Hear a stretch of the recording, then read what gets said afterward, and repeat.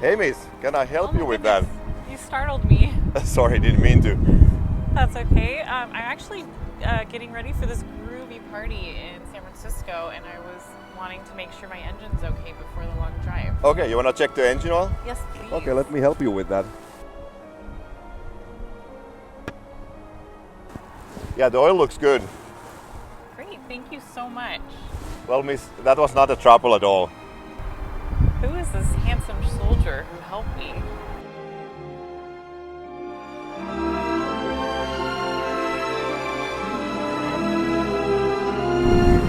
My name is Jani. I'm the president of San Jose Mustang Club. And this is Meet the Prez.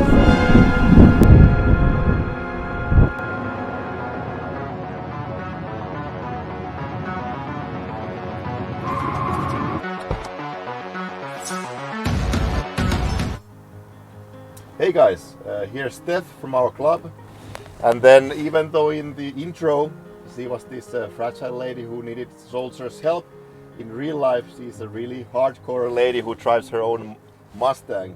So Steph, welcome to the show. Thank you for having me, Yanni.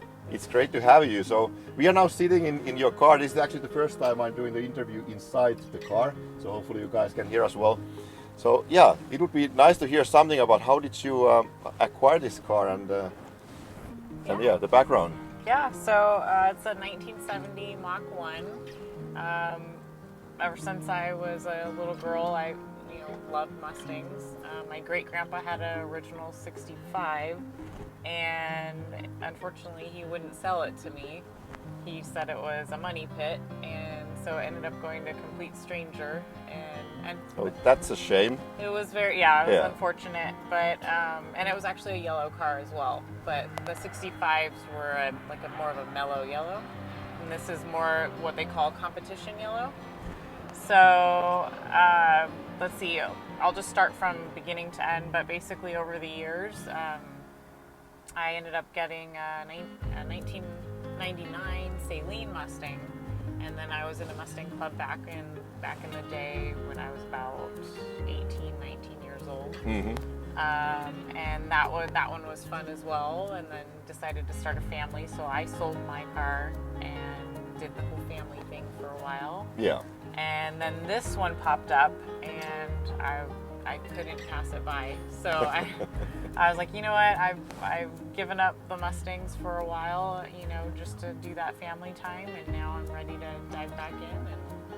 And anyways, so long story short, I found this one down in LA, and we drove down there and drove it back home that same day. We obviously test drove it and fell in love, and built in San Jose.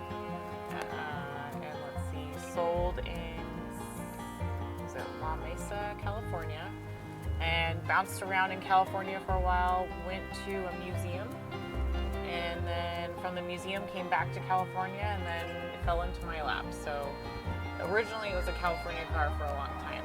Okay. And then since it was in the museum, I'm sure that it saved some miles. Exactly. So Yeah. right now it's all original, matching numbers, engine, transmission, you name it. It's exactly how it was in 1970. Nothing's been modified. Original 92,000 miles on it. So the engine is, kind of tired, but it's all original. So it's nice to know that nothing's been modified. And I think getting into the car and stepping back in time it's like a time capsule, right? It's really fun to just know that that's how 1970 was back then. Yeah. So you guys haven't done anything like inside upholstery work or anything like that? No, nothing. So I think one of the things though is it was an original AM radio, and one of the owners that I actually spoke to on the phone, he was a U.S. veteran, and he had the car for I think maybe 10 years. Yeah. And he switched out because he wanted FM radio. So it's a factory AM FM, but traditionally it came with just AM. So that was the one thing that he switched out. Yeah, but then again, the radio looks like it belongs here. Exactly. It Yeah. is period correct, basically. Yeah. Yeah. That's nice. And looks like you also have AC here. I do, so I'm so glad you brought that up because that is a very rare option for 1970. It was a super expensive option that they added to the package, and it basically like what you have here, which I don't know if they can see, but I can take a close up. Exactly, it has like all of the features and the dates that it was built and the statistics. So just knowing that it had factory air conditioning, which is very rare. I mean, it was an expensive option back then. I'm sure, yeah. Back then, I think it was like about $230, which I don't even know what that would be in today's money. Yeah. So, yeah. Especially with this inflation rate, that would be a lot. Exactly. Yeah. So, but yeah, it has a 351 Cleveland, so it's not the Windsor. The Cleveland is the U.S. made. The Windsor is Canadian. Okay. So it's got the 351 with the shaker hood. All of that was the shaker hood was an addition to the Mach 1, right? Because the Mach 1 had already base things for it that were automatically like upgraded from the base model, but then you can also have additional like the shaker hood or like the window slats, and that's an extra item. Yeah. As well. Yeah. Yeah, it looks just perfect. Really beautiful car. And then, at least in our events, I have seen that you always come with the whole family. Yes. So you guys can all fit in here. Right. So how does the family life and the Mustang life and all the other car life, binds together? How does that work together? It's been a blast, honestly. Yeah. Like becoming a part of the San Jose Mustang Club. It's very, it's still very family oriented. Like we still get the younger crowd, but we get a good mix, right? We get the families with the kids, and it's all about making memories. And so to be able to go with you guys on events that, my daughter, she's now almost going to be 9 soon, and she loves it. It's something that, like, that car culture, we don't want that to die, right? We want that to be instilled in our younger generations. Correct. Yeah. So to have her see her mom and dad enjoy and make memories as a family, I think it's just really important to the younger generation. And we always try to make sure that all of our events are family friendly, so there's nothing crazy going on. Exactly. So it's easy to come and you feel safe. Yes, 100%. And everyone is so friendly. You just couldn't ask for a better club to be a part of. Yeah, thank you. And then your husband is also into cars. Yeah, so tell me a little bit about that. So we're actually like night and day. We are, he's a Chevy guy and I'm a Ford girl, so everyone asks how that works, and it's it sounds like there's a spark between you guys. There definitely is, yes. So we have our, if you drove a Ford, you wouldn't have this problem, and he gives his, oh, well, if you drove a Chevy, you wouldn't have that problem, and we joke around. It's all in. We love all classics and all makes and models, but he has a 1970 Chevy C10, and so that's his baby that he's had for a long time. And isn't there a club that those guys are going to together? They do, yeah. So he's a part of what's called the Bay Area C10 Club, and they do local things around our Bay Area, like so San Jose is part of that Bay Area, right? So for his club, they have chapters and stuff like that. So in fact, it'd be really fun to do like a Mustang and C10 thing down the line. I would love to do that, and I think we actually came one of the events. Yes. Like at least few of us with Mustangs in there, so. That's always fun. Yeah, it was a blast. Yeah. Yeah. So then, about you being this badass woman as she is, you have been doing fitness. Yeah. So long story short, I got into bodybuilding. But there's different divisions, right? So there's bikini, figure, and then there's fitness, and then there's like the big bodybuilding, right? Correct, for women's divisions. So I actually started out thinking, well, everyone must start in bikini. I just figured, that's what they start at. Yeah, like it's kind of the entry level. Right. Yeah. So I started maybe about a month into bikini prep, and I realized that I didn't like the poses that they were doing, and I wanted to do more figure poses, which is the next step up. So I really fought tooth and nail. I was just like, you know what? I'd rather be the smallest figure girl on stage than the biggest bikini girl, you know, as far as muscle wise. Correct, yeah. And then do poses that I'm not comfortable with, right?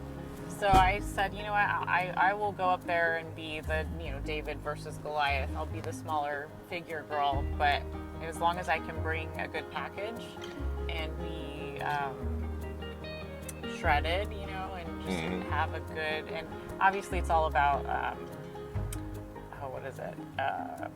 Like, what is that? Basic like symmetry and the Yes. whole package that you are bringing Yes. to the stage. So symmetry, and as you know, because you're an avid bodybuilder yourself, that's a very big part of and genetics too, right? So for me, also, both my parents competed back in the day. Oh, really? Yeah. Okay, I didn't know about that. Yeah. So they both competed, and that I was like, well, if they can do it, it's got to be in my blood, right? Yeah, If they did it, I can do it. So that really sparked me to go on stage, because both my mom and dad did back in the early 80s, late 70s. And it probably helped you a lot that you had this family support, because you know how to do the diet and how to do the training, Right. and there's so many aspects to it. Exactly. And then you have to be also like really harsh on yourself. Yeah. So. Yeah, and to have that constructive criticism of knowing, you know, angles, and it's all an illusion sometimes too, right? Like It is, yeah. Big It time. is. The spray tans, the lighting. So when someone sees you and you're shredded, and you actually, I mean, I don't know about you, but I felt really small when I was ripped. I was like, I'm so tiny. I have the same thing. I always feel small, and then when you look at the scale, the You scale shows that you are in the low numbers, and then you must be small. Right. But then again, you know, when you're on the stage and you have the proportions and then you have the cuts, you actually look big. Big, exactly. Yeah. It's definitely, yeah. But muscle cars and muscle, I mean, I love it all. Yeah. And it's amazing that, you know, you competed as well. I think we have a lot, you know, there's just a lot in common, which is fun. Yeah, there's a lot to talk about on Yeah, that area. definitely. Yeah.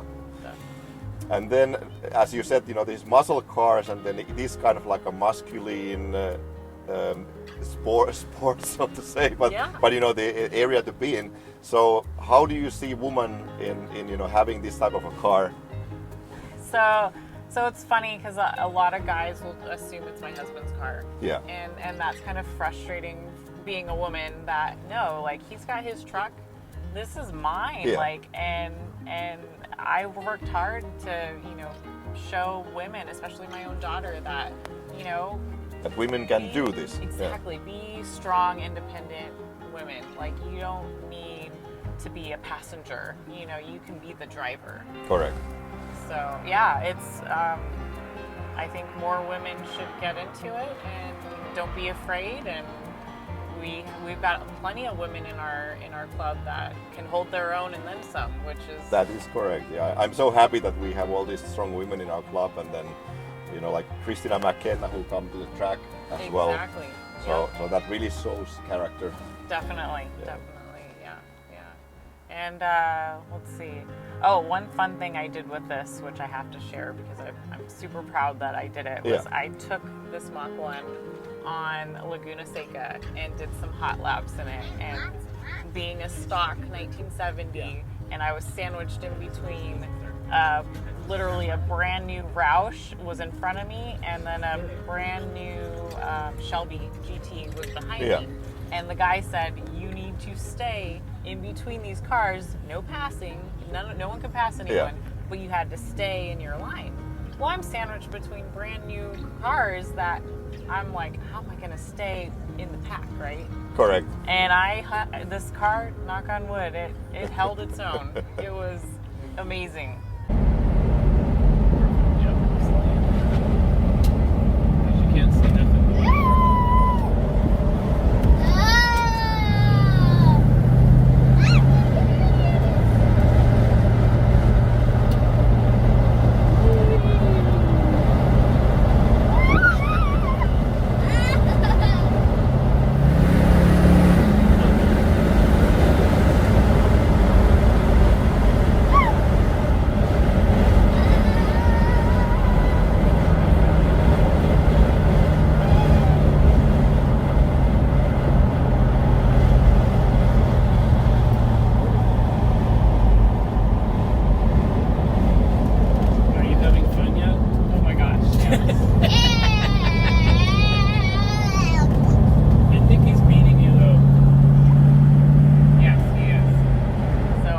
share the video with you, but it was a once in a lifetime. And that's the other thing is I named her YOLO. So not only because she's yellow, but YOLO means you only live once.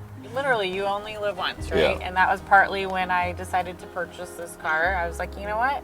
You only live once, and it turned out to be a yellow Mach 1, which my great-grandpa had a yellow 65, and it was like kind of tribute to him. Correct. Yeah. So it was meant to be. Yeah. Okay, Steph. Hey, really nice to have you in the show. Steph is also part of our board. She's the secretary of the board. So it's really I'm really happy to have you in the board and in the club. So Oh, it's a pleasure. thank you for that. But yeah, thank you guys for watching, and then I guess we'll see you guys next time. Take care. Bye.